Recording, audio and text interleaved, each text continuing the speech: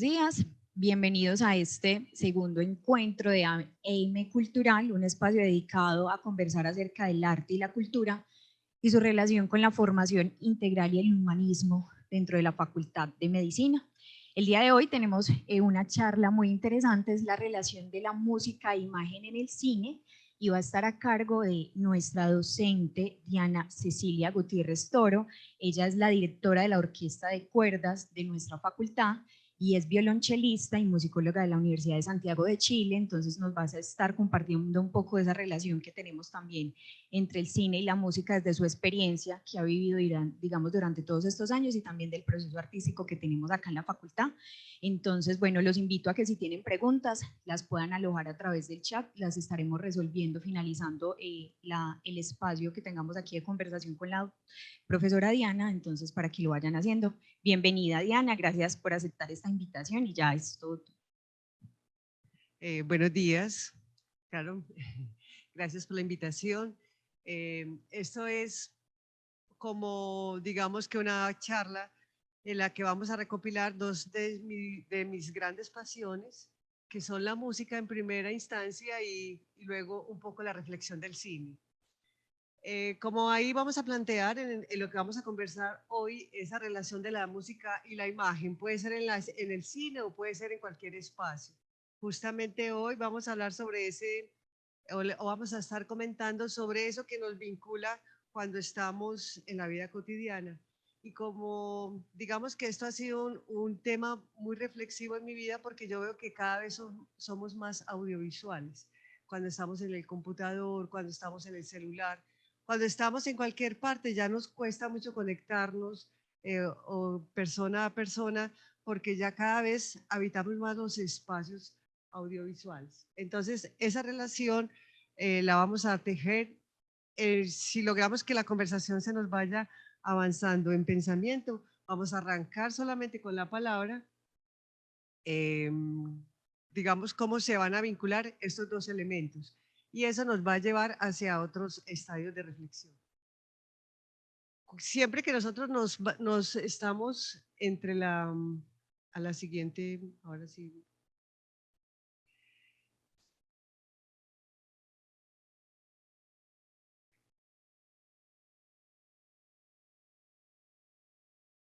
Muy bien, vamos a hacer en esta experiencia, en este acercamiento, vamos a encontrar qué nos sucede cuando nos conectamos con una imagen y con un sonido.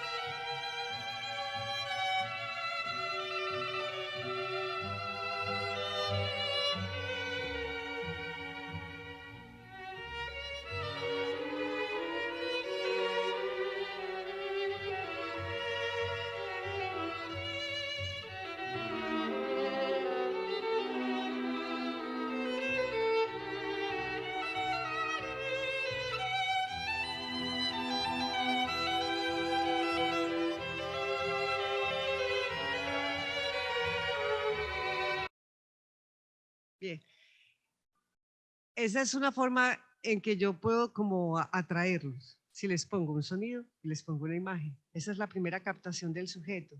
Entonces ahí que escuchamos, uno dice, ¿qué oímos? Bueno, Bach, el grande, o sea que traje una de mis pasiones, Bach. Y lo otro es Tarkovsky en una imagen de su película El espejo.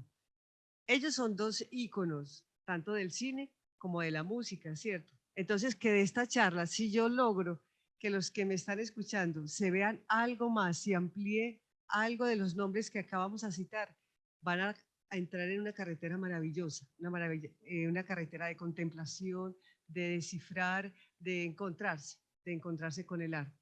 Entonces, Tarkovsky es realmente el poeta de la imagen. Cuando lo vean, solamente hay que soltarse. Y curiosamente, Tarkovsky decía en sus planteamientos que la música no era necesaria en el cine.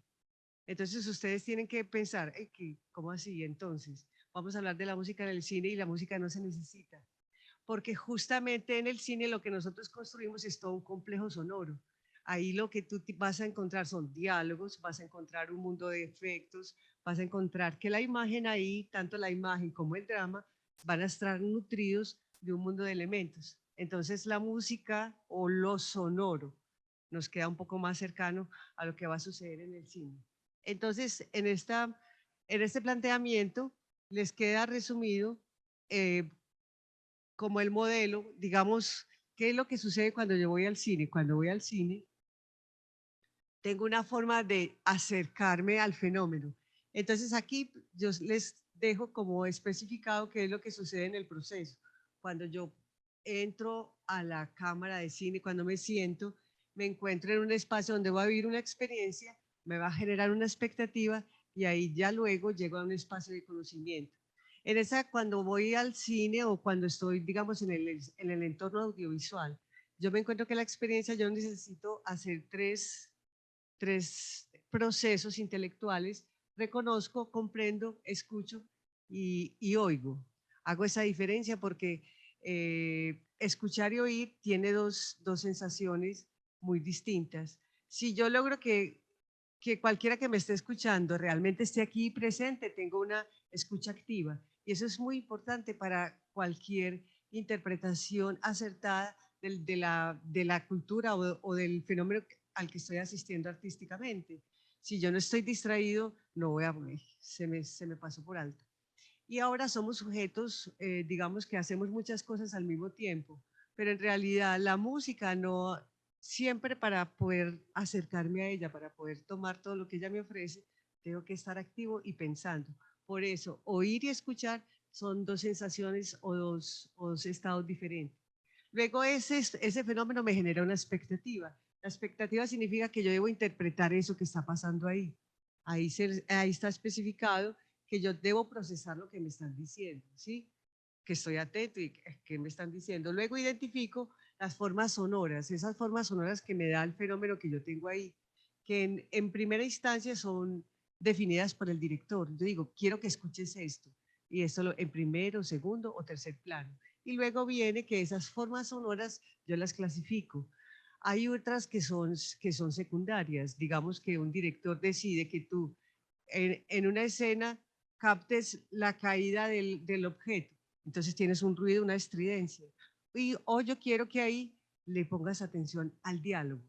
Todos esos elementos en cine o en cualquier medio audiovisual tienen una importancia o se ponen importantes para que tú entiendas qué es lo que debes captar del fenómeno que estás observando. Y luego uno hace todo un proceso con todo eso que escuchó, que tiene que ver con qué cultura tengo yo, de dónde vengo. Todas esas cosas hacen parte de cómo yo interpreto lo que está sucediendo en pantalla. Identifico no solamente culturalmente, sino la inmediatez. Ahí viene, es muy importante el volumen. Entonces, cuando yo digo, esto está muy suave, no está demasiado fuerte. Ese grado de presentación afecta el oyente o el audioespectador en este caso, porque tú oyes y ves, ¿sí? Luego esa experiencia se vuelve especializada, porque una vez que estás en el cine tú vas aprendiendo, este sonido significa tal cosa, este sonido me está anticipando tal personaje, ay no, ahí viene el asesino, y sin verlo en esencia, sin concretarlo, hay un sonido que te referencia que algo va a suceder. Y es porque la música te genera esa expectativa. Entonces nosotros aprendemos esas formas que te entrega el director, que eso es muy arbitrario. Un director decide, bueno, esto lo vamos a llamar de tal o cual manera, y de manera arbitraria coloca la música dentro de esa narración. Entonces uno como observador dice, bueno, ya lo capté, ahora lo proceso y ya soy consecuencia de todo lo que allí sucede. Esas formas pueden ser primarias, porque es lo que decide el director. Son especializadas si él tiene todo un concepto detrás de lo que está utilizando. Y al final hay una conjunción entre tú que oyes y resuelves eso que estás escuchando. Al final de toda la experiencia, tú te afectas por lo que viste. Es muy importante porque ya cuando tú dices, ay, sí, no, esa película no es demasiado asustadora, esa película es demasiado graciosa, o esa película me dejó pensando. Esa memoria que puede ser inmediata, a corto plazo o a largo plazo, es lo que se te queda como consecuencia de haber ido al cine o de haber estado en una experiencia artística. Entonces ya ahí se te queda en el afecto, se te queda como adentro.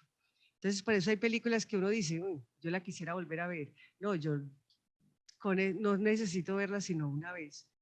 Y tú te contagias a otras personas y tienes que ver esa película. ¿Por qué? Pues porque se me quedó una cosa muy vital, porque me cambió la vida o porque me afecta en todos los sentidos. Entonces, esta percepción es ineluctable. Cada que vas al cine, cada que vas a afectarte por el cine o por el arte, tú llegas transformado, ¿sí? Vamos a... Esto, grábense que ustedes tienen una experiencia afectiva y van a grabar algo. Usted graba algo de lo que están viendo. Entonces, eh,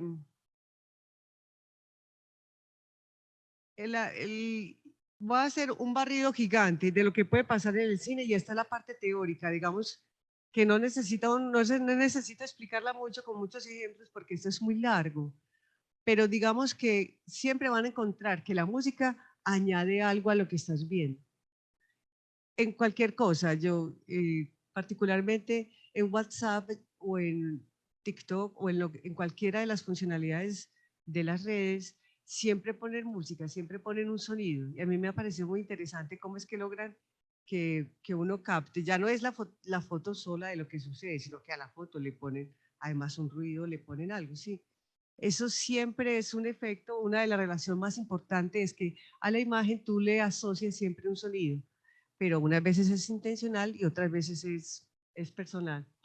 La música es como un discurso. Es muy importante que como que la música cuando la pongo en el cine uso solamente un fragmento de ella, pero a veces nosotros como sujetos, consumidores de arte, nos olvidamos que la música es un discurso completo.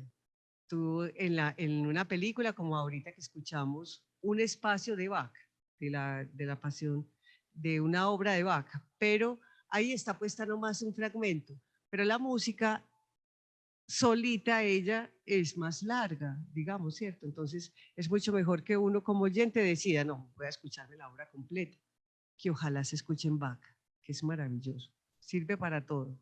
Entonces, escuchen Bach completo y si quieren ver Tarkovsky, también vean Tarkovsky completo. Y si los juntan, hagan un buen enlace, digamos, nutritivo para el espíritu. Entonces, ese es el valor fundamental de la música. Siempre añade algo a lo que está sucediendo. Y es un discurso o fragmentado o completo. Entonces ya uno decide qué dentro del fenómeno que usar. La jerarquía de la música y la imagen es muy discutida. Ay, no, es más importante la música y no, me parece más importante la imagen. Ese nutrirse de los dos elementos es muy relativo, pero siempre guarden como en su haber de conocimiento que la música solita se defiende, ella no necesita como que la imagen la está respaldando, es un poco al revés. La relación de que no es aditiva no quiere decir que una música es mejor porque la asocio a una imagen y al contrario, no quiere decir que una imagen se pone mejor porque le pongo cierta música. Eso no es aditivo, esa relación siempre la vamos a encontrar, que una no condiciona a la otra ni le da más mérito, ¿sí?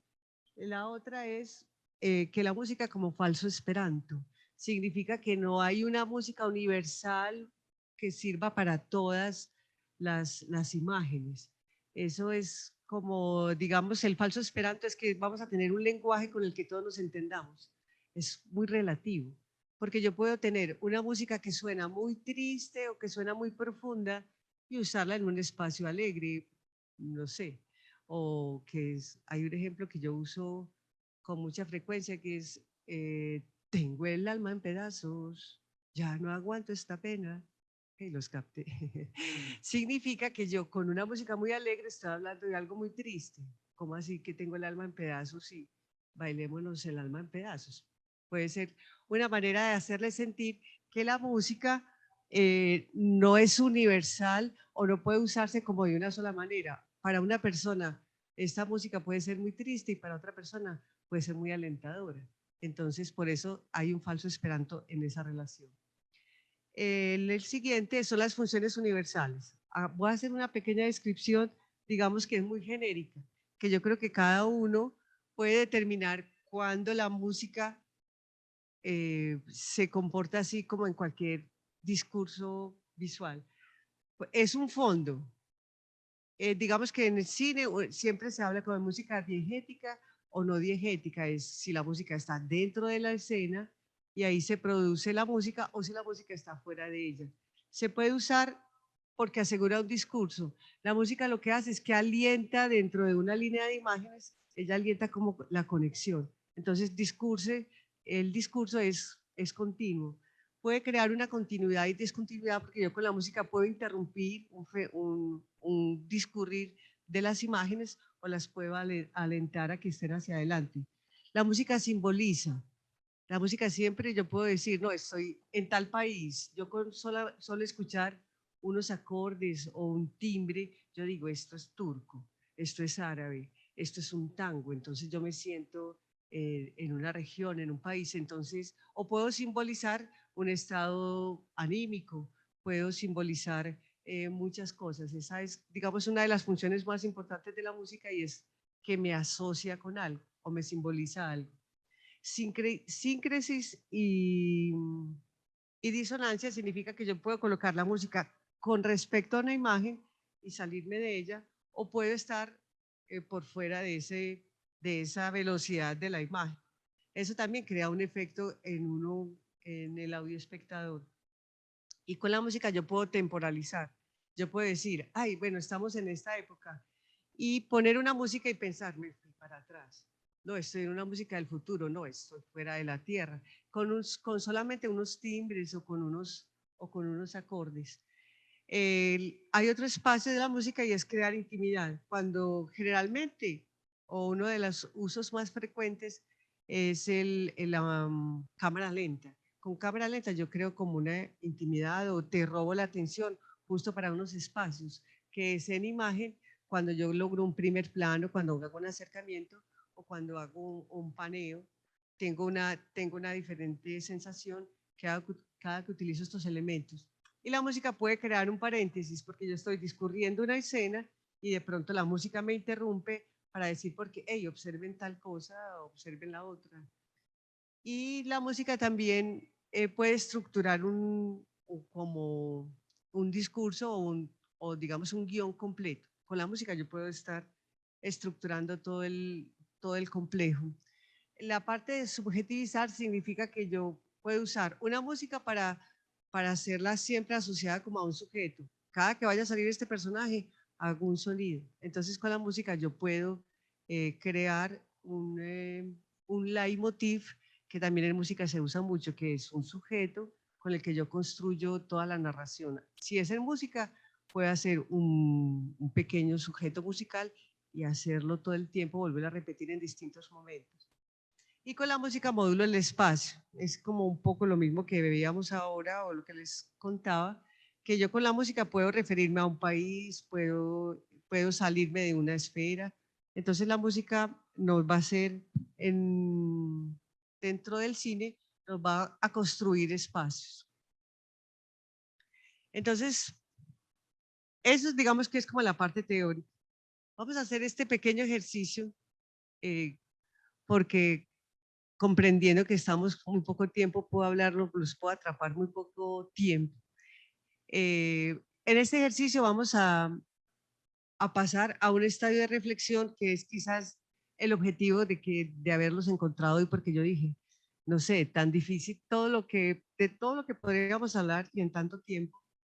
Y lo que yo quiero de hoy, solamente de hoy acá a los que estamos cautivos por hoy, es dejarles una inquietud, porque yo sé que hoy no logro convencerlos de que vamos a estar nutridos, pero sí puedo sembrarles una semillita, quizás como lo hace el doctor Julián, que es que quiere como que no, desen el espacio, desen la oportunidad.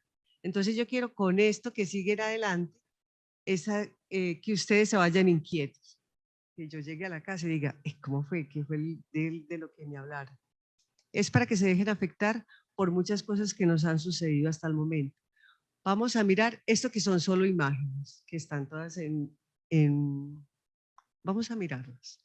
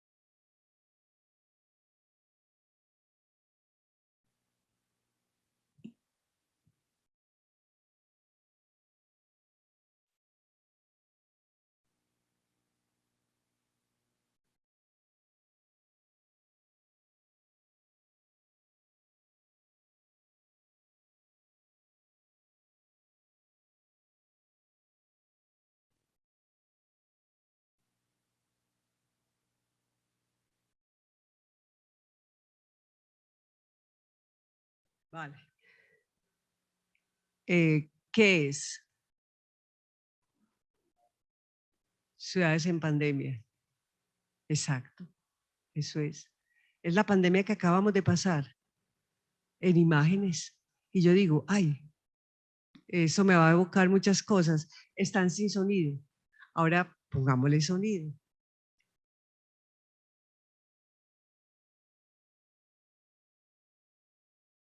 Va a empezar lentamente y van a escuchar La noche transfigurada de Chamber.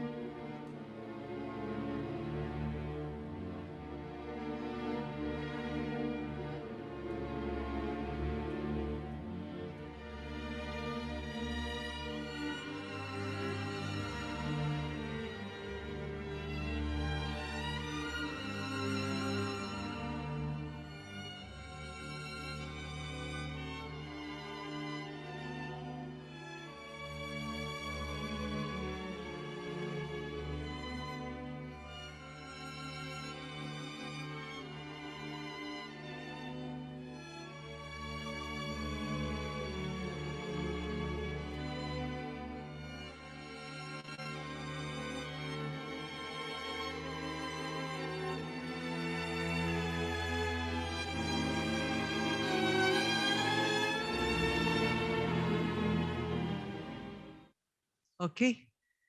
Otra sensación. Y es la misma pandemia y es lo mismo. ¿Y por qué traje el ejemplo de La noche transfigurada de Schoenberg? Porque a lo que quiero que vamos es hacia la transfiguración. Porque yo, después de que pensé la pandemia, yo dije, vale, algo nos tuvo que haber quedado. Y nos tuvo que haber quedado eso que ya nos aconteció. Estamos transfigurados. Cuando, en Chamber, él se apoya en un poema. En el poema hay una narración que significa transfiguración. La transfiguración que a él le sucede es que la compañera o su amada le dice que está en embarazo, pero de otra persona. Entonces le dice, oye, y entonces, no sé, ¿qué vamos a hacer? Y lo que vamos a hacer es que sí, tu hijo es mío, está bien, eh, transfigurémoslo, pasémoslo, es nuestro.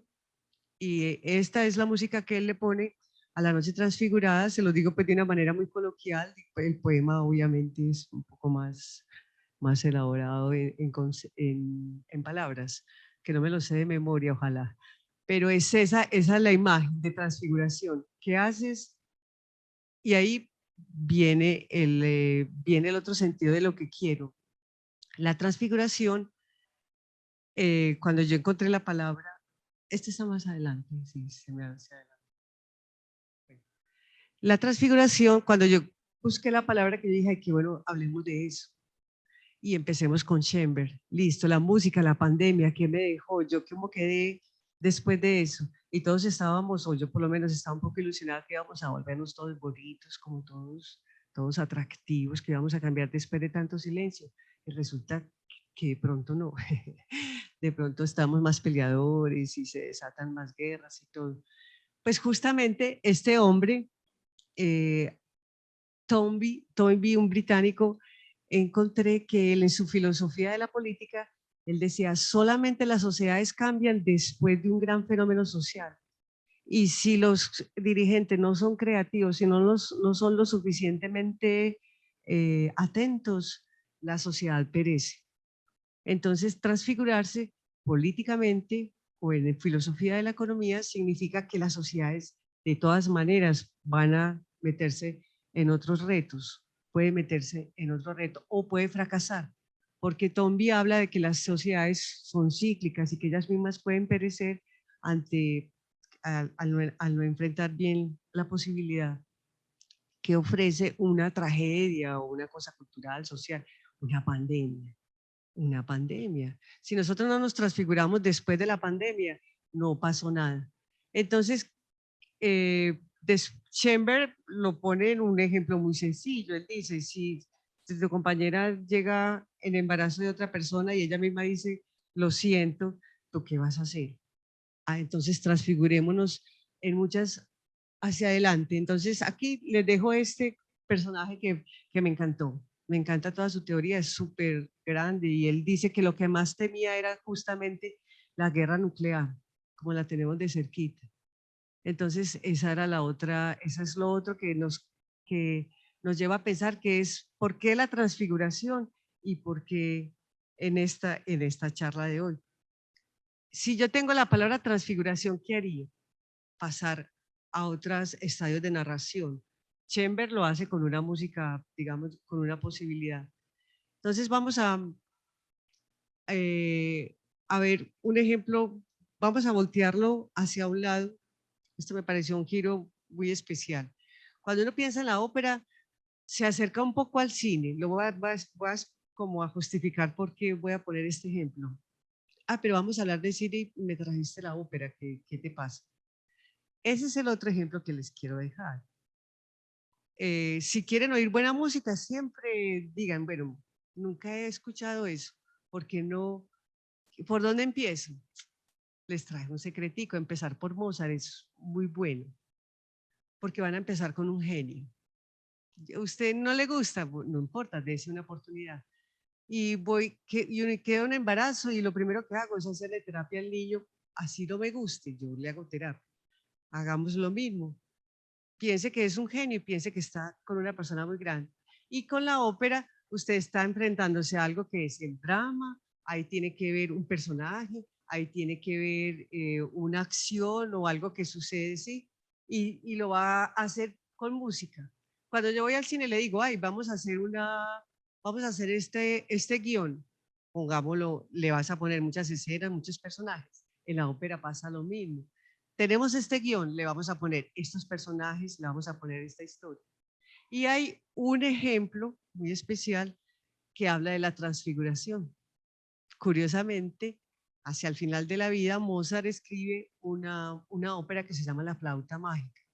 En ese momento él hace con un libreto muy de masonería, ¿cierto? Porque ustedes saben que Mozart era masón. Entonces él le llega al final de su vida, después de haber compuesto cosas magníficas como Don Giovanni, que es quizás su máxima ópera. Yo adoro las óperas de Mozart porque son geniales en cuanto traducen una emoción. Entonces a él le encargan, cuando dicen, vamos a hacer la flauta mágica, él le dice, tenemos que hablar de amor. Y él dice, me encanta.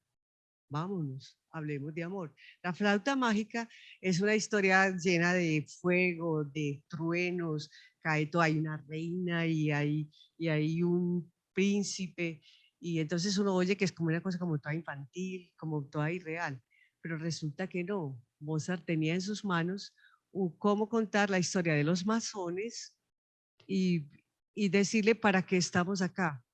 Y realmente nos dice, para transfigurarnos. Para eso estamos en la humanidad. Esta es una forma de decir que estamos frente a la ópera, sí, que estamos frente a Mozart.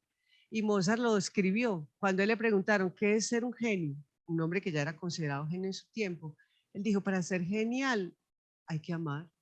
Esa fue su respuesta y está escrita. Mozart escribe en un libro donde hicieron este interrogante. Entonces, ¿con qué vamos a ilustrar el ejemplo de cómo es transfigurarse en la flauta mágica? Les voy a poner un solo ejemplo y lo traje, que es la Reina de la Noche.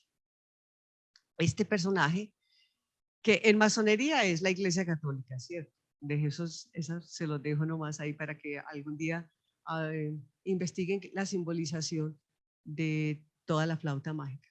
Pero ¿por qué traje la Reina de la Noche? Porque Mozart dijo, usted va a cantar la mala de la película. O sea, ella es la reina del rencor, la oscuridad.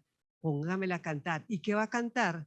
Le dice a la hija, tú tienes que matar a Sarastro, el personaje que es la bondad, que es la sabiduría, la justicia. Tienes que matar, pero madre, yo lo amo, solo mátalo. Ese es el drama que van a ver, ¿sí? Entonces, pero qué atención especial van a poner.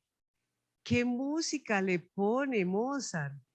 Si usted le encarga a un genio, ve, traducime esto, dame una cosa bien perversa. Veamos qué hizo Mozart. Hizo esto.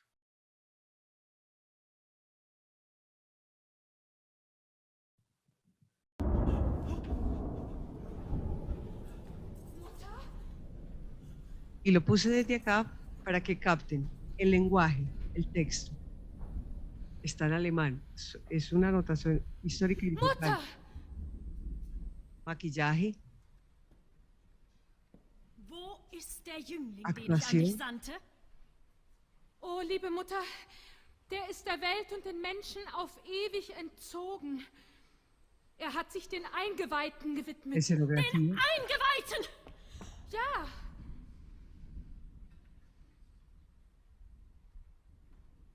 Unglückliche Tochter. Nun bist du mir auf ewig entrissen. Entrissen? Oh, fliehen wir, liebe Mutter. Unter deinem Schutz trotz sich jeder Gefahr. Schutz! Mein liebes Kind, deine Mutter kann dich nicht mehr schützen. Mit deines Vaters Tod ging meine Macht zu Grabe. Mein Vater! Dein Vater übergab freiwillig den 7-fachen Sonnenkreis, den Eingeweihten. Als ich ihn darüber beredete, sprach er: Weib, meine letzte Stunde ist da. Alle Schätze sind dein und deiner Tochter. Nur den 7-fachen Sonnenkreis wird Sarastro so männlich verwalten wie ich bisher. Forsche nicht nach Wesen, die dem weiblichen Geiste unbegreiflich sind. Deine Pflicht ist, dich und deine Tochter der Führung weiser Männer zu überlassen. So ist der Jüngling auf ewig für mich verloren. Verloren! Siehst du diesen Stahl? Er ist für Sarastro geschliffen. Du wirst ihn töten und den mächtigen Sonnenkreis mir überliefern. Aber Mutter! Dein Wort! Rache kocht in meinem Herzen. Tod und Verzweiflung. Tod und Verzweiflung mich her. Hält nicht durch dich. Sarastro Todesschmerzen. Sarastro Todesschmerzen. So bist du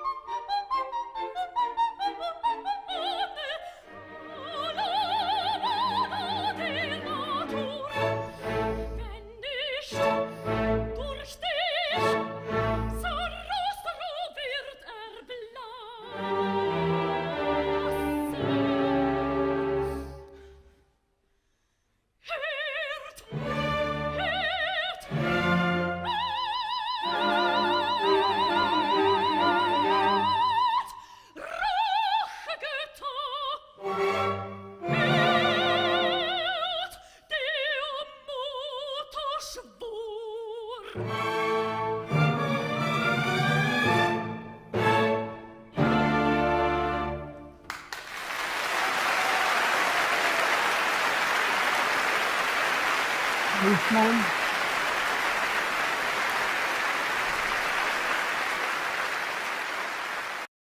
Más genial no se puede, o por lo menos captar que la amenaza y digamos que hay una orden, no le queda a uno la menor duda de cómo debe ser.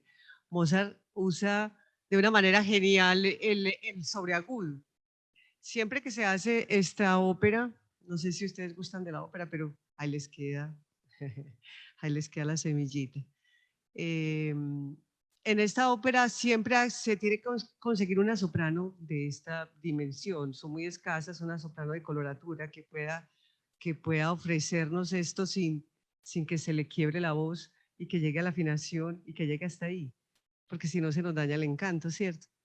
Eso hace Mozart. Decir, ¿cómo vamos a hacer la suprema orden? ¿Cómo decirte, profundizar en eso que va a ser el gran personaje malo de la película, por decirlo de una manera sencilla? ¿Cuál es la transmutación, la transfiguración que nos pide Mozart?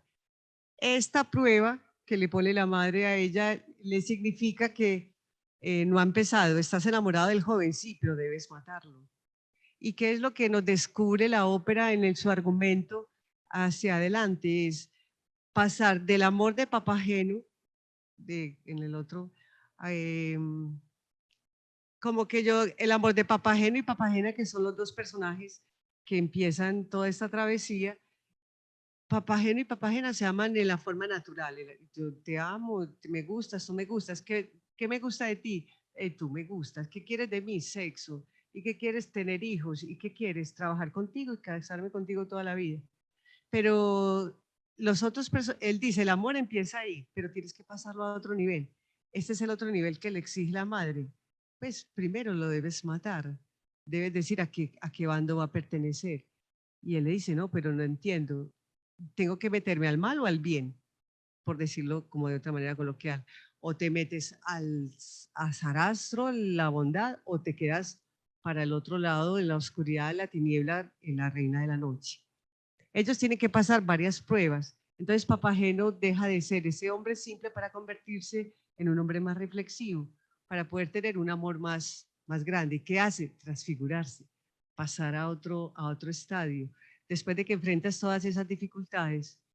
Muy bien. Entonces les dejo como que la otra transfiguración que van a hacer es Mozart, es la flauta mágica, es el pensar sobre los afectos y sobre el amor. Y en la última pregunta, y digamos, con eso llegamos como al final, el otro estadio que van a reflexionar es Kieślowski. Kieślowski es el director del que yo hice la tesis y él me sirvió mucho para hacer una reflexión profunda, pero ya puede que no sea una reflexión musical. Justamente cuando leí sobre cómo utilizaba él la música en las películas, era como Tarkovsky, él decía la música no es necesaria, pero me llevé muchas sorpresas, porque lo que sí me gustó de él es su estado místico, su ética. Y justamente lo que más me atrapó es que en su cine, para que no se lo pierdan, él hace una transfiguración permanente. La transfiguración es una oposición de dos contrarios, donde haya muerte hay vida, donde hay dolor hay sanación. Entonces, Kieślowski les va a regalar esa oposición permanente. ¿Y qué van a ver? El decálogo. No sé si conocen a Kieślowski, alguien de acá. Les queda la inquietud, maravilloso. Él el decálogo, él reflexiona todos los mandamientos, coge cada uno de ellos y dice, no matarás. Bueno, ¿cómo así que no matarás? ¿Qué vamos a hacer con eso? Y él siempre lo va a tratar desde la humanidad. Lo mismo que hizo Schoenberg al decir, estoy en embarazo. Bueno, es nuestro. En el decálogo se van a encontrar en cada una de esas señalamientos. Bueno, si tú me dices no desear la mujer del prójimo, ¿cómo me vivo eso? Él les va a poner ejemplos muy complicados. desde la parte dramática.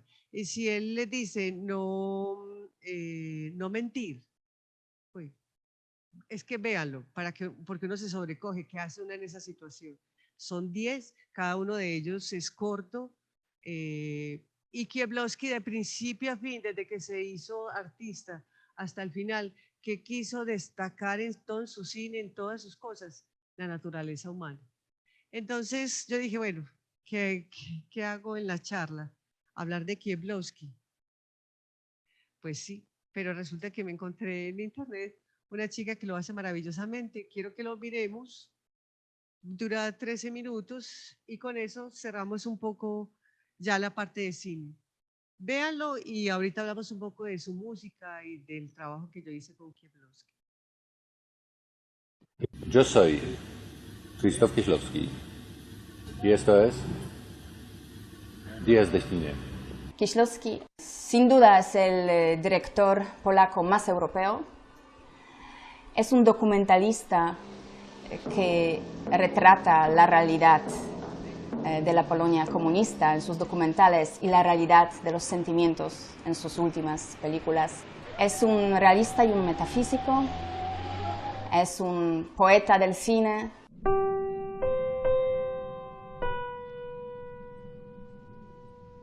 Niewiele zależy od przypadku, raczej zależy to, jaką drogą idziemy, niż kim jesteśmy. Dużo bardziej. Amaba al hombre, es decir, él creía en el hombre, en que el hombre en principio es bueno. Intentaba comprender. Eso siempre dice, yo no sé, pero intento comprender.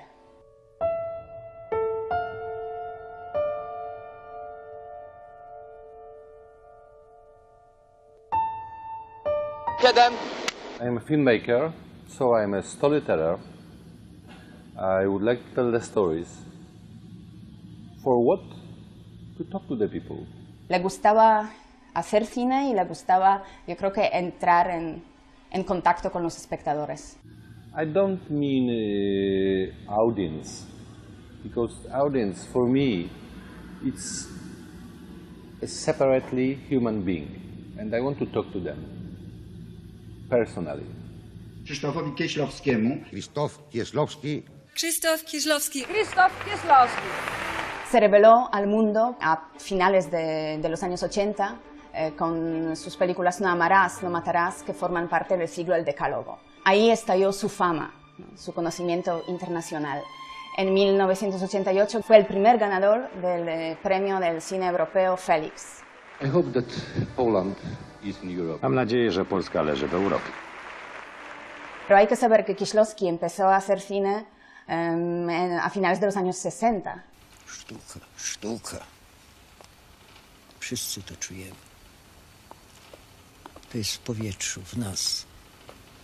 Kieślowski, cuando estudiaba en la Escuela de Cine de Łódź en los años 60 y cuando escribía su tesis de licenciatura, que se titulaba El documental y la realidad, decía que el único cine válido es el cine documental. Bardzo trudno jest żyć w świecie nieopisanym. Tego nikt nie rozumie, kto nie żył w takim świecie. Po prostu wszystko to, co cię otacza. Kieślowski repite en muchas entrevistas que el papel del artista en los años 70, sobre todo en la Polonia del régimen, era demostrar la diferencia o esa brecha que existía entre la imagen propagandística presente en la televisión y en los medios y la realidad cotidiana de todos los días. Żeby każdy mógł swobodnie decydować o własnym losie i żeby każdy miał swobodną możliwość wyboru.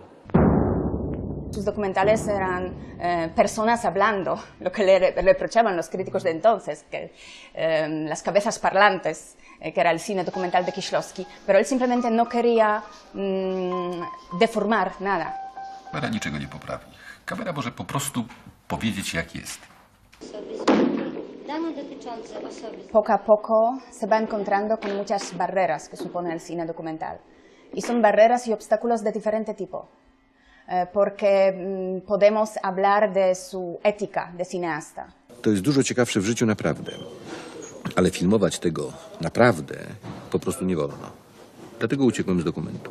Una película en la que se da cuenta de eso muy explícitamente y que supone su alejamiento del cine puro documental es El primer amor, Una película en la que él decide seguir la vida de una pareja, entonces él graba todos los momentos más importantes de su vida y se da cuenta que cada vez más está afectando a esas personas, a su realidad, y no se siente cómodo con eso. No każdy człowiek ma do czegoś, wie pan, zamiłowanie. No ja mam, proszę pana, zamiłowanie do tej kontroli. Otra cosa, otro obstáculo que él veía en el cine documental era la responsabilidad.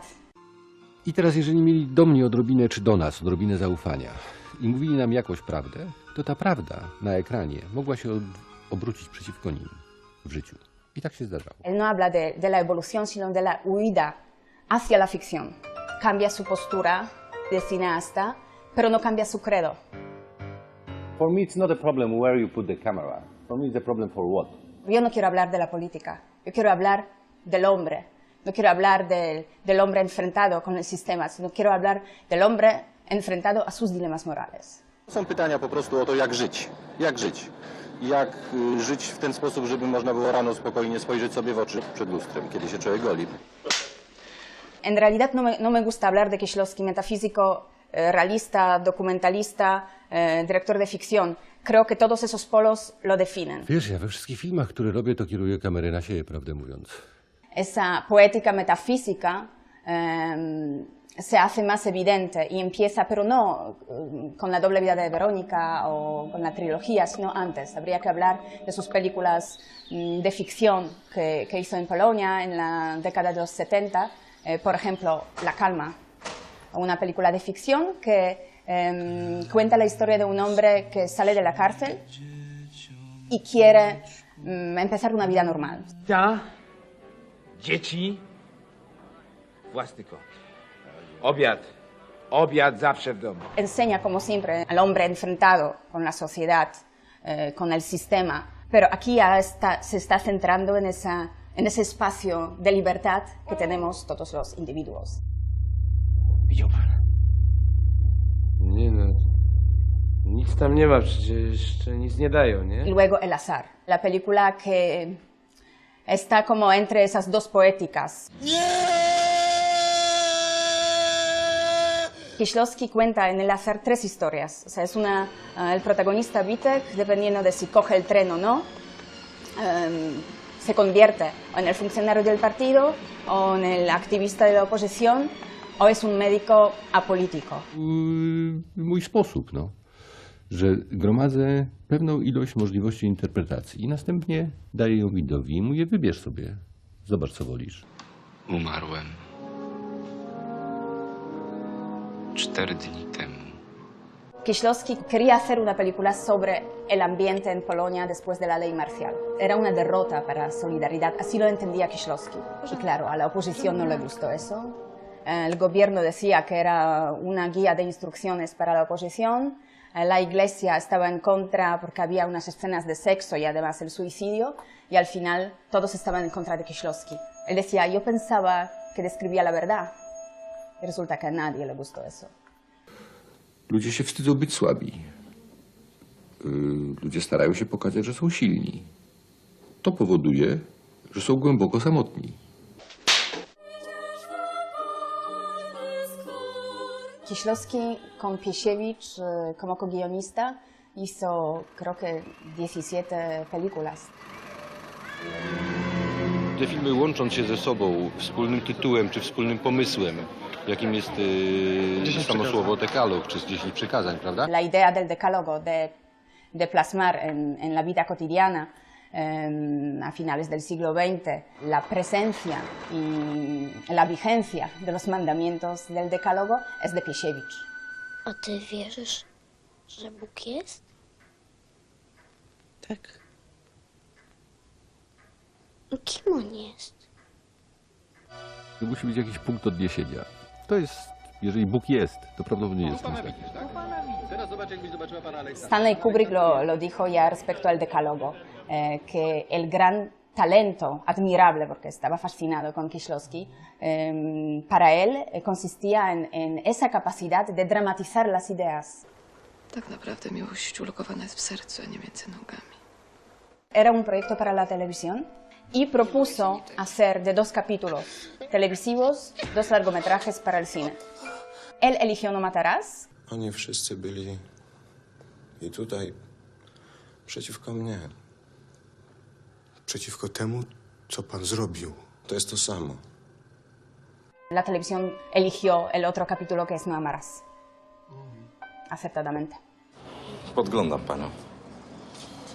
Co? Podglądam panią przez okno. Agnieszka Holland dice que Kieślowski unía siempre en su cine, en su obra, en esas 2 cosas. Por un lado, quería retratar ese mundo feo, banal que le rodeaba, y por el otro añoraba la belleza. Y con la apertura que le supuso la fama y luego la posibilidad de rodar películas en Francia, Agnieszka Holland dice, él de repente se dio cuenta de que el mundo podía ser bello y no negaba lo que él buscaba en el cine, ¿no? Pourquoi moi? Pourquoi vous m'avez choisi? Je ne sais pas.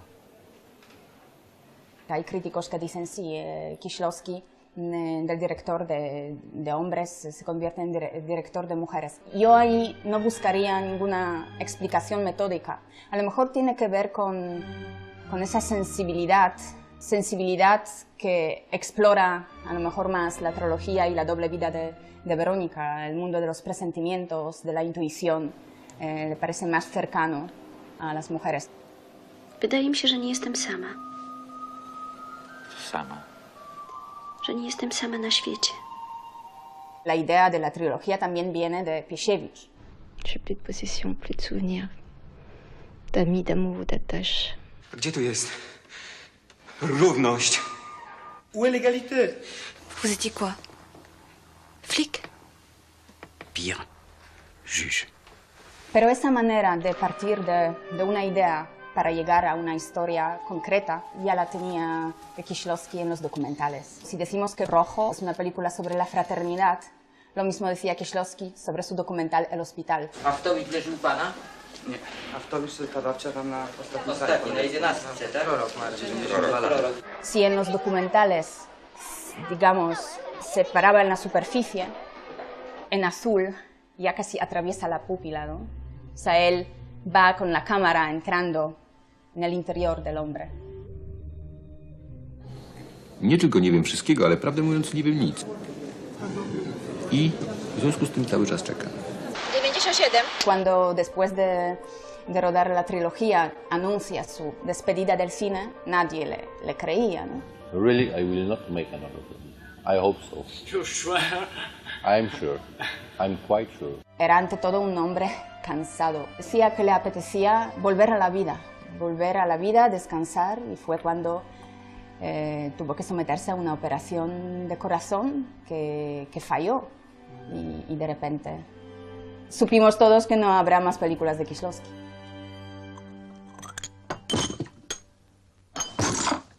¿Ok?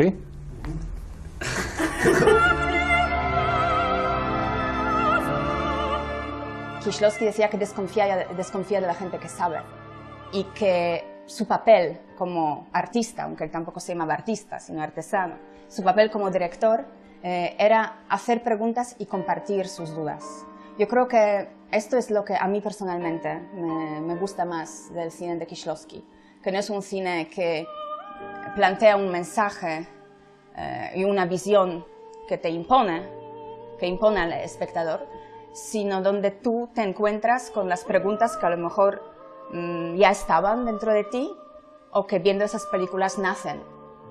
I no hay respuestas, porque Kieślowski tampoco las encuentra. Ani nie wiem, kim jestem, ani nie wiem, czego bym chciał. Jeżeli czegokolwiek bym chciał, to bym chciał spokoju, a właściwie nigdy go nie uzyskałem i chyba wiem, że już go nigdy nie uzyskam. Czyli to, czego naprawdę chcę, nigdy nie będę miał.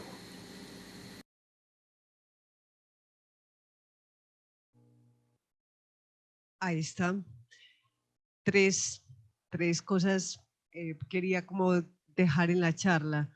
Pensar en la transfiguración. Justamente la película que yo trabajé en la tesis, que es Blue, de la trilogía de Kieślowski, porque me pareció muy interesante. Este hombre, un pensador tan grande, ¿qué música iba a usar? pues justamente en Blue la música es la protagonista, porque como es la historia de un compositor, entonces la música él empieza a ponerla en primero, segundo, tercer plano. ¿Y dónde está la transfiguración? En el drama, ella pierde a su esposo, a su hija en un accidente y es después de ese duelo, ella cómo va a salir hacia el final. Es la búsqueda de la libertad. ¿Y dónde está la transfiguración? Ella después en el funeral se da cuenta de que él tenía una amante y la amante está en embarazo. Entonces, ¿qué es lo que ella hace con eso? De nuevo, transfigurar. Le deja la herencia a ella, la busca y le dice, mira, ten tu hijo, no voy a hacer ningún juicio. Muy importante en Kieślowski, no juzga nada. Entonces, ten esta casa que no quiero nada, no quiero ni esa casa ni ese mundo, no quiero nada.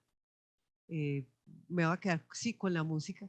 Y ella termina la composición que él había iniciado y todo alrededor de todo este drama. Entonces lo que me parece muy interesante es un director que no va a usar la música, ¿qué va a hacer? Entonces les queda como 3 interrogantes que era como básicamente la charla. Uno, piensen en que la ópera y que Mozart hace bien, que Kieślowski hace bien y que la nueva transfiguración que nos corresponde como sociedad, como habitantes, es qué nos pasó después de la pandemia, qué transfiguración y qué será lo que resulta de mí. Una última pildorita, pues acérquense al arte, que ahí hay muchas respuestas y hay mucho que redondear y mucho que apreciar. Bueno, gracias por el tiempo. Nos quedó faltando solamente un ejemplo que siempre que hablé con Jessica desde el principio dijimos no vamos a alcanzar. Pero la gran transfiguración es la resurrección. Si se oyen algo y piensan algo de la resurrección, pueden escuchar Mahler, que justamente después de que perdió todos sus hermanos, sus amigos, 2 hijos, un hijo, Mahler escribe la resurrección como esa otra forma de transfiguración. Gracias por su tiempo, por su atención y que nos veamos en otra ocasión. Bueno, muchas gracias a la profesora Diana por compartirnos su conocimiento. Les cuento que junio es el mes de la diversidad, entonces vamos a estar enfocando este espacio por el derecho a ser diversos. Entonces los esperamos a las 7 de la mañana, muy AM para que estén aquí. Muchísimas gracias por la asistencia y participación. Gracias, profe.